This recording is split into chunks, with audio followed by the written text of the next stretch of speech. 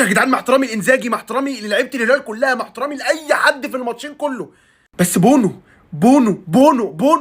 كمان مره. يا بخت اللي عنده بونو، يا بخت اللي عنده بونو. انا خاف من ايه لو الحارس بتاعي واللي مغطيني من ورا واقف في مرمايا بونو. اجيبها لك بالارقام كمان، السيتي شايط 14 كوره على المرمى، جابوا 3 بس، 3 بس عشان بونو، عشان بونو. ايه التصدي ده؟ ايه التصدي ده؟ ايه التصدي ده؟ مع احترامي لاي حارس عربي، حارس عربي ايه يا جدعان؟ حارس عربي ايه؟ مع احترامي لاي حارس في اوروبا، ده ممكن يكون من توب 5 في اوروبا. ده لو في نادي اوروبي يعني راح له يلعب في اوروبا يا جدعان مرتاح مرتاح. جدعان ياسين بونو يا جدعان هو السبب بالنسبه لي النهارده الكبير في فوز نادي الهلال. هتبقى صعبان عليا لو فاكرني بطبل او بفخم فيه زياده، بس صدقني اللي شفت فيه في الماتش والتصديات اللي عملها قدام السيتي، فاكر ان هو بيلعب السيتي، مش طبيعي يا جدعان، قسما بالله مش طبيعي، مش طبيعي.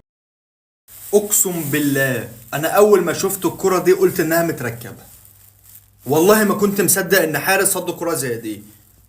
هو ايه الريفليكشن ده وايه المرونة دي وايه القوة دي؟ ايه ده ايه ده؟ ومش خايف من الكرة ونزل بدماغه ومدد ايده العكسية يعني.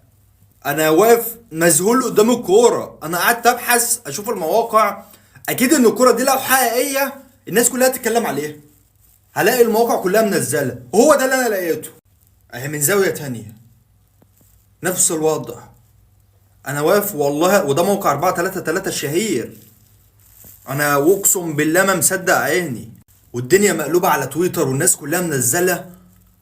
يا جماعة صدى انا من افضل التصديات اللي شفتها في حياتي. ناس يا جدعان مش مصدقة، اقسم بالله انا الكرة دي لو حقيقية انا هعتمد الحارس ده احلى رد فعل جه في تاريخي، في تاريخ كرة القدم كلها. يا ساتر، شفت تصدي ياسين بونو امام مانشستر سيتي؟ صورة التصدي اللي تشوفوها قدامكم هي الان الاكثر تداولا في عالم كرة القدم. الكل قاعد يتكلم عن هذه اللقطة، يتكلمون على التصدي الايقوني اللي كتب باسم ياسين بونو. تعرفوا ليش يتكلمون عن هذا التصدي؟ لانه هذا التصدي غير عادي. بشرح لكم اللي صار في هذا التصدي. هالاند قبل التصدي عطى الكرة للاعب المهاري سافينيو، وبمجرد انه سافينيو تحرك اتجاه المرمى، ياسين بونو حارس نادي الهلال خرج من مرماه الى خط الستة ومنع سافينيو من تسجيل هدف من لمسه واحده. وبعدها سافينيو في نفس اللقطه حاول مراوغه ياسين بونو، ولكن بونو رمى نفسه لمنع الهدف. ولكن للاسف لما رمى نفسه بونو لم يستطع ايقاف اللاعب المهاري سافينيو، وسافينيو استغل سقوط بونو على الارض وسدد الكره وكان ضامن الهدف. والصدمه بونو بطريقه اعجازيه رفع يده اليسرى اليد الضعيفه وتصدى لها وهو ساقط على الارض. شوف عظمه التصدي في هذه الصوره. هذه الصوره المفروض المشجع الهلالي يا يحطها في غرفته يا يحطها خلفيه جواله، لانه لولا الله ثم هذا الحارس العملاق كان الهلال خسر من مانشستر سيتي، لانه تصدي الاربع اهداف محقق لمانشستر سيتي في المباراه. اتمنى من الكل يذكر الله على هذا الحارس. ما شاء الله تبارك الله عليك يا ياسين بونو. نشكر دوله المغرب العزيزه على انجاب هذا الحارس العظيم. ديون العالم كلها تسدد الا دين ياسين بونو، لن يستطيع احد تسديده. لا عجزت استوعب جمال هذا التصدي. تصدي للتاريخ، حارس اسطوري، تصدي تاريخي. انا ما ادري ايش اقول، مثل معروف ومشهور بكرة القدم يقول لك الحارس نصف الفريق، لكن على اللي قاعد اشوفه من المستويات اللي قاعد يقدمها بونو في بطولة كأس العالم للأندية بغير المثل. الحارس الا ربع الفريق، جديدة دي يا اخوان. هذه بس تنقال لبونو على المستويات التاريخية اللي قاعد يقدمها. لو اني هلالي بقول علاش نخاف وعندنا ياسين بونو. حتى يا اخوان من كثر ما ان بونو اسطوري ما شاء الله عليه، هالاند راح له بعد المباراة وراح حضن وسلم عليه وقال له تعال تقدر تيجي السيتي. والله قال له كذا يا اخوان، انه يدري ان بونو احسن من مليون ادرسون، قال له تعال السيتي كذا قدام الكاميرات. حارس اسطوري وبلا شك هو افضل حارس في البطوله. وبالنسبه لي بونو ما يطلع من قائمه افضل 3 لاعبين في البطوله. اي نعم بونو من افضل اللاعبين في البطوله. واذا الهلال كمل يا اخوان ووصل ابعد من كذا، مثلا وصل نصف النهائي ولا النهائي، انا بالنسبه لي بونو هو افضل لاعب في البطوله. وبلا شك من زمان قلتها، بونو هو اعظم حارس عربي في تاريخ كره القدم بلا نقاش وبلا جدال. ديما بونو يا اخوان. عموما وصلنا نهايه المقطع، اعطونا رايكم في الكومنتات على المستويات الاسطوريه اللي قدمها بونو. لا تنسوا اللايك والفولو. الرابط فوكس بس هناك. تشاو رجعت ياسين بونو. لولا ياسين بونو في مباراتين الهلال ما كانش موجود في ان عنده امل يلعب دور 16 كاس العالم. وغير الهلال حتى تاريخ ياسين بونو كحارس مرمى مع سيفيا، تاريخ ياسين بونو كمان لما انتقاله للهلال واحد من اعظم الحراس وجهه نظري في اخر 10 سنين بعيدا عن الحضر، يعني من اعظم الحراس اللي موجودين في المنطقه العربيه وكمان افريقيا. حارس عنده شخصيه، ليدر قوي، امكانياته الفنيه عاليه جدا. ممكن يكون الشو متاخد عنه شويه عالميا لانه بيلعب في المنطقه العربيه، انما ياسين بونو يبقى انه له دور كبير جدا مع سيفيا في بطولات متخيل ان حارس مرمى زي ياسين بونو ما بيلعبش في اوروبا، مع احترامي للهلال والدوري السعودي، بس ده ما يلعبش في اوروبا؟ ده ازاي يسيب اشبيليه ويسيب اوروبا ويجي يلعب في دوله عربيه؟ ياسين بونو حارس جامد قوي يا جدعان، ردود فعله مش طبيعيه. الحارس نص الفريق، بس بونو حارس الفريق كله. عارف السيتي شايطه كام تسديده على مرمى ياسين بونو؟ 14 تسديده اون تارجت. عارف ياسين بونو صادت كام؟ صادت 10. ياسين بونو حارس كبير قوي فوق ما انت تتخيل. عندك التصدي ده تصدي اعجازي ما يعملوش حارس عادي. فيزيائيا التصدي ده ما ينفعش يحصل. فكره انه يفرد ايده العكسيه بالطريقه دي وبالاسلوب ده مستحيل. زاجي بعد المباراه قال ان ياسين بونو كلماتي لا تفي حقه، فهو حارس على الاداء الاسطوري اللي عمله ياسين بونو. دي الحراس اللي بتفرد دراعاتها، مش عندنا حراس بتقف تصوت. ياسين بونو هو اعلى تقييم في المباراه كل. الشوط الاول لوحده شايل 4 اهداف محققين للتسجيل. ده الشوط الاول. مفيش فريق كبير وبطل من غير حارس اسطوري. ده بقى كله كوم، وياسين بونو ده كوم تاني خالص. اول حاجه انا بحب ياسين بونو جدا على المستوى الانساني، لان كل تصريحاته تصريحات جميله ومحترمه وراقيه، وتحسه كده بني ادم متربي. عارف انت اللي هو تحسه مستحمي كده الراجل. والله العظيم تحسه كده بني ادم نظيف كده، على طول بشوش وبيضحك ومحترم، وتصريحاته جميله ومتواضع وبيتكلم عن كل الناس. شوف تصريحاته عن الشناوي، وشوف تصريحاته عن الحضري.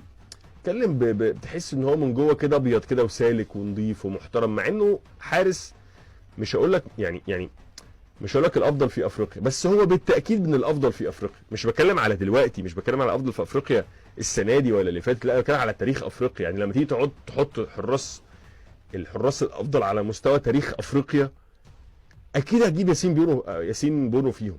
يعني زي ما هتقول بدو الزاكي كده في الثمانينات في المغرب، لازم هتقول على مدار التاريخ ياسين بونو، لان مسيرته من بدايته مع الوداد للفته اللي لفها في اسبانيا لحتى وجوده مع الهلال امبارح يا جماعه، عامل شويه سير، يعني عامل شويه انقاذات مش طبيعيه، مش طبيعي يعني، من الخيال بصراحه يعني.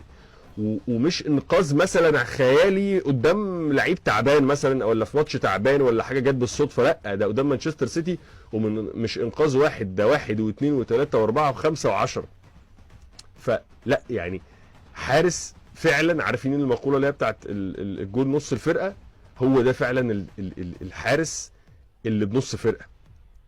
حط بقى جنب تألقه الفني الرهيب ده الفظيع ده الجميل ده، مقوماته هو الإنسانية كبني آدم متواضع محترم، تصريحاته محترمة موضوعية، بيحترم الناس، بيتكلم بأدب، بيتكلم بأخلاق طول الوقت. فيكتمل عندك نموذج نجم ميجا ستار من العيار الثقيل اللي يشرف الكرة العربية ويشرف الكرة المغربية. وبجد المغرب محظوظة بالجيل اللي عندها دلوقتي من لعيبة محترمين. بس مثلا حاجة شيء يذكر يعني، بص قوي بحكيمي لما تلاقيه في كل المناسبات حاطط امه دي فوق دماغه وموجوده قبليه في اي وقت وفي اي مكان وبيتشرف بيها، بيحط رجلها فوق دماغه. انا مع التفاصيل دي او اللقطات دي بتديني انطباع ان البني ادم ده بني ادم سوي ومحترم ومتربي وحاسس بنعمه ربنا سبحانه وتعالى عليه، وتحس كده ان هو ليه يعني تحس ان ليه كده مقومات تحببك فيه من غير ما تقابله. يعني ليه سمات كده بتحببك فيه من غير ما تقابله. فياسين بونو من الشاكله دي، غير طبعا بقى بقول لك تألق فني امبارح، عامل ماتش من الماتشات اللي انت تفتخر بيها كده، تحطها يعني زي كده ماتش الحضري قدام ايطاليا مثلا. ماتش ياسين بونو امبارح دور ال 16 قدام مانشستر سيتي في كاس العالم للانديه، لا ماتش يحطه كده يتفرج عليه هو، يعني لما يكبر كده ويعتزل ويقعد كده يتفرج، يشوف من احلى الماتشات اللي لعبها في حياته وفي تاريخه، لا يقعد يتفرج على الماتش ده، يشوف الانقاذات الاعجازيه اللي هو عملها. فياسين بونو واحد من اهم الاسباب اللي خلت الهلال يعمل امبارح نتيجه مشرفه، نتيجه عظيمه، نتيجه يشرف فيها كل الفرق العربيه، لان هو الوحيد من الفرق العربيه اللي مكمل في البطوله حتى الان. ونتيجه تخلي كل الجمهور العربي فخور ان عندنا نادي وعندنا فريق قادر انه يناطح الفرق العالميه ويتفوق عليها زي الهلال. في 1000 مليون مبروك للزعيم والجمهور العظيم. مر أكثر من 5 ساعات على المباراة ولا زلت عالق بالدقيقة 23 و49 ثانية. يا أخوان هذا ما هو تصدي. التصديات بكرة القدم عادية جدا، لكن هذا إعجاز، هذا شيء غير طبيعي، ما شاء الله لا قوة إلا بالله. هذا المفروض درس لكل حارس صغير أو حتى كبير، المفروض يستفيدون. ياسين بونو ما شاء الله لا قوة إلا بالله. يا أخوان التفاصيل هذه اللي نتكلم عنها هي اللي تغير المباريات. التصدي هذا قلب المباراة فوق تحت، من 2-0 إلى شوط وقف فيه ياسين بونو وحده، شوط استحق عليه ياسين بونو أنه يتأهل. يعني حرام أن الهلال يخسر وياسين بونو مقدم الشوط هذا. فسبحان الله حتى أنا جاني شعور من يوم انتهى الشوط الأول، حسيت أن الهلال بيفوز، أن الله سبحانه وتعالى بيكافي ياسين بونو على الإصرار اللي سواه في اللقطة هذه، شيء غير طبيعي. والله العظيم تسلم المغرب فرد من أجلك يا ياسين يا بونو. يا ياسين يا بونو، بونو مول الضحكة، ديما بونو يا أخي، ديما بونو من هنا للسنة الجاية. يا جماعة لو في جايزة لأحسن تصدي فياسين بونو حسمها خلاص، الله أكبر عليه. بص كانسيلو بيبص عليه ازاي، ايه ده لو اللي ياسين بونو بيعملوا ده ولا ياسين بونو معاه بقى اخطبوطي ولا ما شاء الله الله أكبر. فلو في جايزة فياسين بونو خلاص حسمها. ومن زاوية تانية بص، هو الراجل بيضحك، هو انت ياسين بتضحك ولا انت بتغيظنا ولا بتغيظهم ولا مول الضحك يا جماعة. ياسين بونو ديما بونو يا أخي، ديما بونو من هنا للسنة الجاية. افضل حارس في العالم، علي الحرام من ديني، افضل حارس في العالم، علي بكل الايمان الحلال والحرام وكل شيء، افضل حارس في العالم ومحد يقرب مني. يعني هو افضل حارس في العالم، بعد كده بعديه بمسافه بعيده يجي بقى كورتوا والناس العبيطه دي صد بونو والله. بص كده شوف، المفروض هدف، خلاص اللاعب رقص بونو وهدف، دي صد بونو. قول لي ازاي ما تعرفش، صد ازاي ما تعرفش، لحق يرجع ويلف ازاي ما تعرفش شيء. كل اللي اعرفه انه الراجل ده هو افضل حارس في العالم، بس ده اللي اعرفه وما فيهاش نقاش. يعني ما تفكرش تناقشنا، هتناقشنا هديك بلوك. انا دماغي تعبانه ومش فاضي بصراحه الجدال الاطفال ده. افضل حارس في العالم غصب عنك وعن اللي زعل. عزيزي المشجع، فوز الهلال لا يخليك تنسى ما فعله ياسين بونو اليوم. يا اخوان بونو وقف قدام السيتي كأنه يقول مستحيل تمر، صديات خرافية بكل هجمة للسيتي، فوق هذا عنده هدوء اعصاب، عنده ثقة، يحسس ان الخصم يلعب ضد جبل.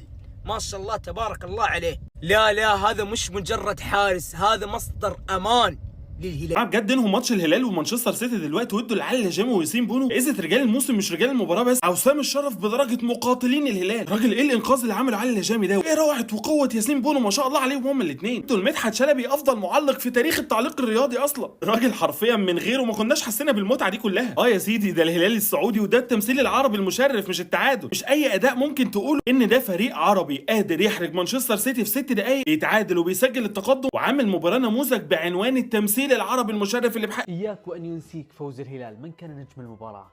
هذا نجم المباراة، ابن المغرب بونو. قدم واحدة من المباريات التاريخية، أداء استثنائي لحارس مرمى لا يمكن مشاهدته في الكثير من المباريات، ولكن من الممكن مشاهدته في الكثير من المرات مع بونو. هذا التصدي التاريخي بعض يقول بأنه واحد من أعظم التصديات. كيف كانت ردة الفعل بهذه الطريقة؟ كيف تصدى لها بونو؟ ولم يكتفي بذلك، تصدى لأكثر من 10 تصديات جميعها كانت مهمة وحاسمة وخطيرة جدا. قدم مباراة كبيرة لا يمكن نسيانها عند أي مشجع هلالي ولا من تابع هذه المباراة ما قدم بونو، ولكنها عادات المغربي بونو. فعل ذلك مع منتخبه وتصدى للكثير من الركلات، وكان واحد من أميز اللاعبين في كأس العالم، وهو يريد أن يكون واحد من أفضل الحراس في بطولة كأس العالم للأندية.